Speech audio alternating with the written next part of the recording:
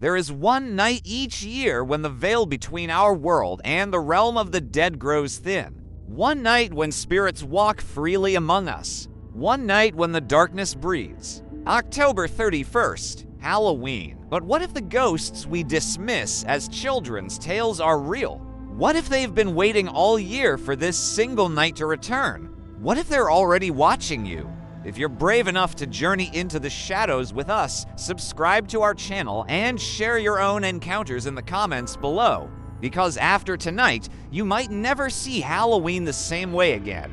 Introduction: for thousands of years, cultures across the world have recognized the last night of October as something sacred, something dangerous. The ancient Celts called it Samhain, believing the boundary between the living and the dead dissolved completely as autumn surrendered to winter.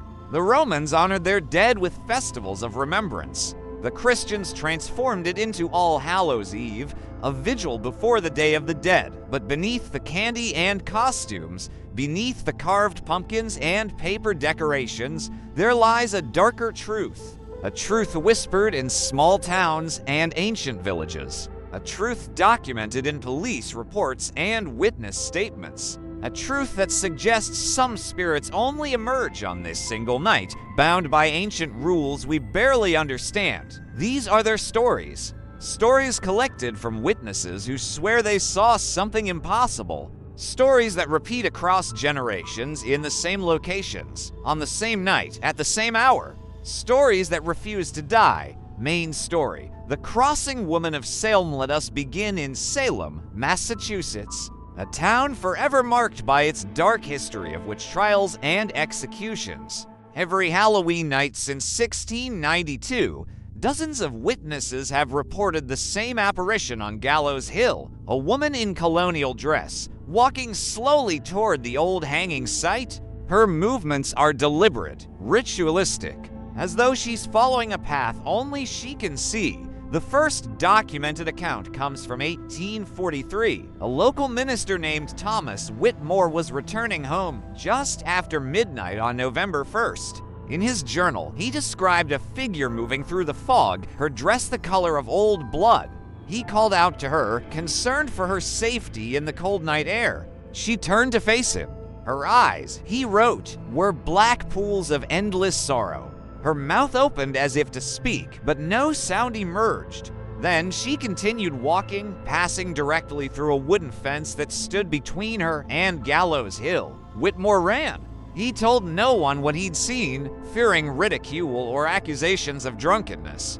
But 50 years later, another witness saw the exact same figure. Same dress, same path, same silent scream. Then another sighting in 1943. Then 1982, then 2003, always on Halloween night, always between midnight and 1 in the morning, always moving toward Gallows Hill where 19 innocent souls were executed. Local historians believe she is one of the accused who never received a proper burial. Perhaps Rebecca Nurse, a 71-year-old woman hanged for witchcraft despite her protests of innocence. Or perhaps Sarah Good, who cursed the town from the gallows. Whoever she was, she walks still, searching for something. Justice, perhaps, or peace, or revenge. A police officer named Daniel Cortez filed an official report in 2019. He was patrolling the area on Halloween night when he saw her. He followed her for nearly 10 minutes, calling for backup, certain he'd found a lost tourist in period costume. But when his partner arrived with a spotlight, the woman vanished mid-step. The footage from his dashcam shows a figure one moment, then nothing. Just empty air. The recording has been analyzed by video experts who confirmed it was not manipulated. Daniel Cortez no longer works the Halloween shift. Main story: the stingy Jack of Ireland crossed the Atlantic Ocean to rural Ireland, to the wind-swept hills of County Louth. Here, farmers and fishermen speak of Jack of the Lantern, the man who cheated the devil himself and was condemned to wander the earth forever with only a carved turnip to light his way. Most people know this as the origin of the Jack-o'-lantern tradition, but few know that Jack himself still appears on Halloween night. Still carrying his cursed light through the Irish countryside, the legend begins in the 18th century with a blacksmith named Jack, a man known for his silver tongue and wicked ways. According to the tale, Jack tricked the devil into climbing an apple tree, then carved crosses into the bark, trapping Satan among the branches. He made the devil promise never to claim his soul. The devil, humiliated and furious, agreed, but when Jack died, heaven refused him entry because of his sinful life, and hell could not take him because of the devil's promise. So Jack was cursed to wander the darkness between worlds, carrying a coal from hell's fires inside a hollowed turnip to light his endless journey. Every Halloween, witnesses in County Louth report seeing a strange light moving across the fields. Not a flashlight or lantern. Something older. Something that flickers with an unnatural blue-green flame. Those who've approached it describe a figure in tattered clothes, his face hidden in shadow, carrying what appears to be a rotting vegetable carved into a grotesque face, glowing from within. In 1973, a young woman named Siobhan Kelly was driving home from a Halloween party when she saw the light bobbing along the road ahead. Thinking it was someone in trouble, she stopped her car. The figure turned toward her. She said his face was like leather stretched over a skull, his eyes to empty voids that somehow still saw. He raised his lantern toward her car, and the flame inside burned brighter, casting shadows that moved against the natural laws of light. Her engine died. Her headlights flickered and went dark. The temperature inside her car dropped so suddenly that frost formed on the inside of her windshield. Siobhan sat frozen in terror as Jack walked slowly toward her vehicle. With each step, the flame in his lantern pulsed, and she could hear whispers in a language she didn't recognize. Ancient Irish, perhaps, or something older. When he was close enough to touch her car, he stopped. He stared at her for what felt like hours, but was likely only seconds. Then he turned and continued down the road, his light growing dimmer until it vanished into the darkness. When Siobhan's engine suddenly roared back to life, she drove straight to the nearest police station. The officers dismissed her story as the product of too much Halloween revelry, until they checked their records and found 17 similar reports spanning 5 decades. All on Halloween night, all on the same stretch of road, all describing the same wandering figure with his cursed lantern. Siobhan Kelly refuses to drive that road now. She refuses to celebrate Halloween, and she keeps a small wooden cross in every room of her house. Main story: the Screaming Bridge of Texas journey now to the American South, to a rusted iron bridge over a dried creek bed in rural Texas. Local residents call it the Screaming Bridge, though its official name has long been forgotten. Every Halloween night, those who dare to stand on that bridge at midnight report hearing the sound of a woman's scream echoing from the darkness below. Not a recording, not the wind, a real human voice frozen in eternal terror. The story begins in 1938 during the Great Depression.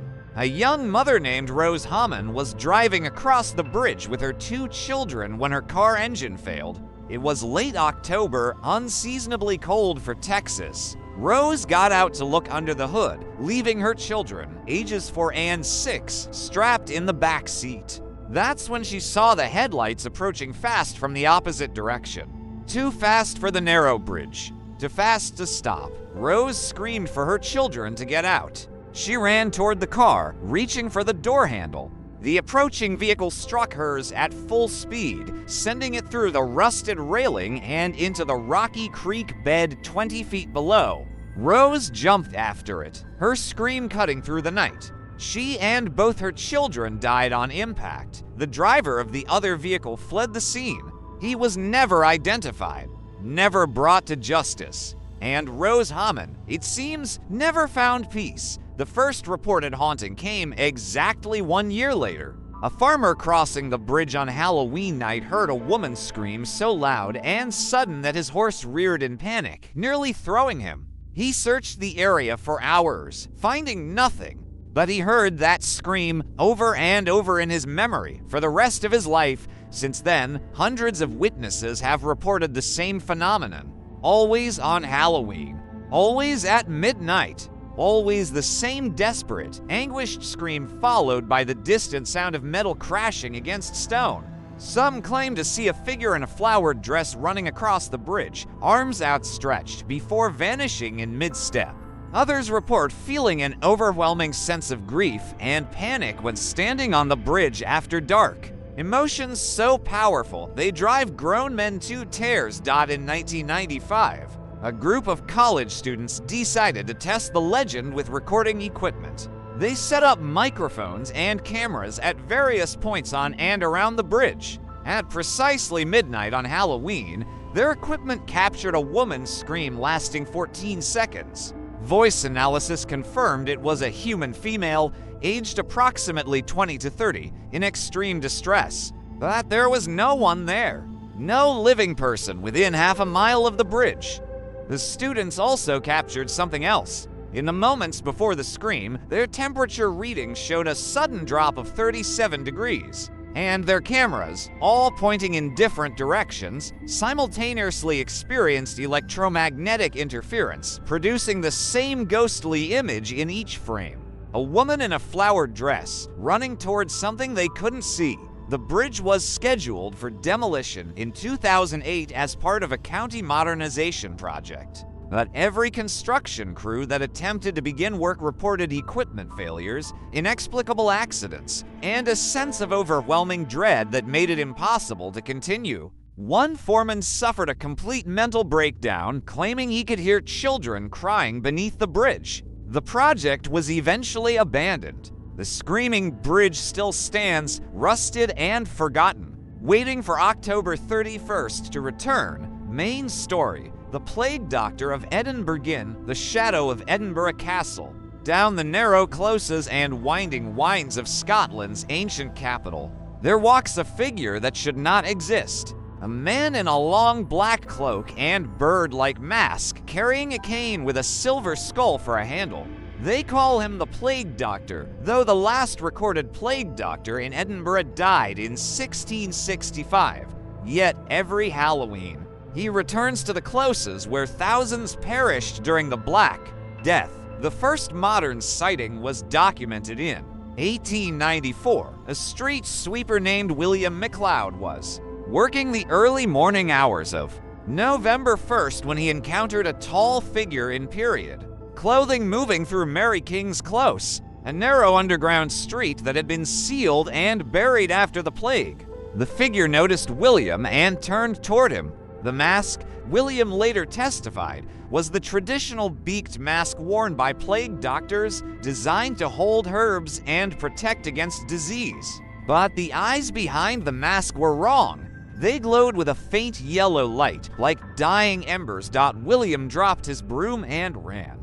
He never returned to that part of Edinburgh. Mary King's Close remained sealed until it was reopened for historical tour in 2003. Since then, dozens of visitors have reported encounters with the plague doctor on Halloween night. He appears suddenly, always in the narrowest, darkest sections of the close. He carries his cane and walks with deliberate steps, examining the walls as though searching for something. When witnesses try to approach or photograph him, he vanishes through solid stone walls. But the most disturbing accounts come from those who claim he's touched them. A tourist from Australia named Claire Brennan was on a Halloween ghost tour in 2011 when she felt a hand on her shoulder. She turned to find the plague doctor standing directly behind her, his masked face inches from hers. She said she could smell death on him. Not metaphorical death, but the actual physical stench of decay and disease. He raised one gloved hand and pointed at her chest, directly over her heart. Then he was gone. 2 weeks later, Claire was diagnosed with a previously undetected heart condition that required immediate surgery. The doctors said that if it had gone undiagnosed for even a month longer, she would have died. Claire believes the plague doctor wasn't trying to harm her. He was warning her, diagnosing her, doing in death what he'd done in life. Other witnesses report similar experiences. The plague doctor appears on Halloween, examines certain individuals, and vanishes. Sometimes those he touches later discover previously unknown medical conditions. It's as though he's still practicing medicine, still trying to save lives. Unable to accept that his time has passed, the Edinburgh City Council has tried to explain the sightings as costumed performers or historical reenactors. But no permits have been issued for anyone to wear such costumes in the closes. No tour companies employ actors in plague doctor outfits. And the security footage from Mary King's Close tells a different story. Multiple cameras have captured a figure in black moving through areas where no living person should be, appearing on one camera, then another 50 feet away only seconds later. Defying the physical layout of the space. Climax, the Samhain congregation bit. What if these spirits are not isolated phenomena? What if they're connected by something deeper, something ancient that we've forgotten? In recent years, researchers have noticed a pattern. Witnesses in different locations around the world report seeing multiple apparitions on Halloween night. Not just their local ghost, but others. Spirits that don't belong to their region or their history. In Salem, witnesses have reported seeing a figure in Irish clothing carrying a glowing turnip. In Texas, people have seen a woman in colonial dress. In Edinburgh, tourists have photographed what appears to be a woman in 1930s American clothing standing beside the plague doctor. In Ireland, farmers have seen figures in plague doctor masks walking through fields where no doctor would have any reason to be. It's as though on this one night, when the veil is thinnest, all of the spirits can travel freely.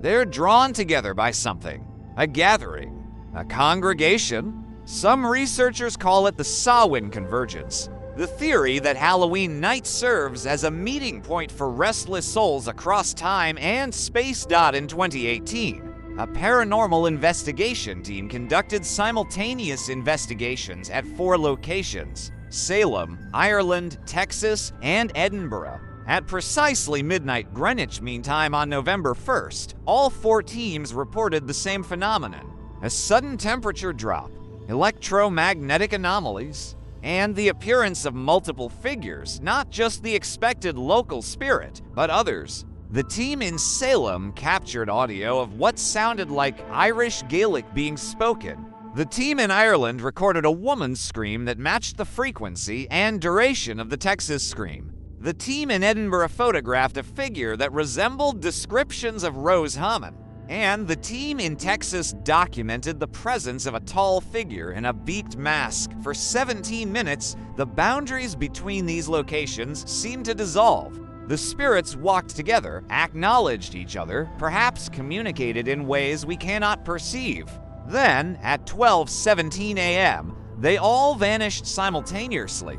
The temperature returned to normal. The electromagnetic field stabilized. The dead returned to their designated haunting grounds. Ending. The eternal return. So why do they appear only on Halloween?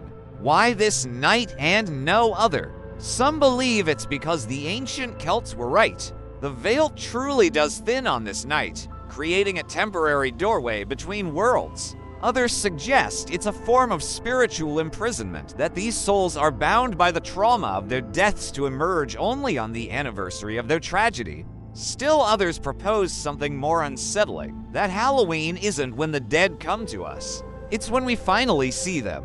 Perhaps they're always there, always walking among us. And on this one night each year, our perception shifts just enough to witness them. The crossing woman still walks toward Gallows Hill, seeking justice that will never come. Stingy Jack still wanders the Irish roads, carrying his cursed light through an eternity of darkness. Rose Hammond still screams for her children, reliving the worst moment of her existence forever. The plague doctor still searches for patients he can never save. And they will all return next Halloween, and the Halloween after that, and every Halloween until the stars burn out and the world forgets to count the days. The question isn't whether these spirits are real. Hundreds of witnesses across centuries have seen them, recorded them, documented them. The question is what they want from us. Are they warnings? Reminders of our own mortality? Echoes of past injustices demanding to be remembered? Or are they simply prisoners of time, condemned to repeat their final moments forever while we watch helplessly from the other side of the veil? Perhaps the most terrifying possibility is that one day, one Halloween, they won't vanish when the sun rises. Perhaps the veil will tear completely, and the boundary between our world and theirs will collapse forever. Perhaps that's what they're waiting for. Why they return year after year, testing the barrier, growing stronger, preparing for the night when October 31st becomes eternal. Outwrote this Halloween. When you see shadows moving where nothing should cast them, when you hear whispers in languages you've never learned, when you feel a cold presence standing just behind you in the darkness, remember, you are not alone. You have never been alone. The dead walk with us always. But on Halloween night, they want us to know it, sleep well, and remember to lock your doors. Though I suspect locks mean very little to those who no longer need to open them.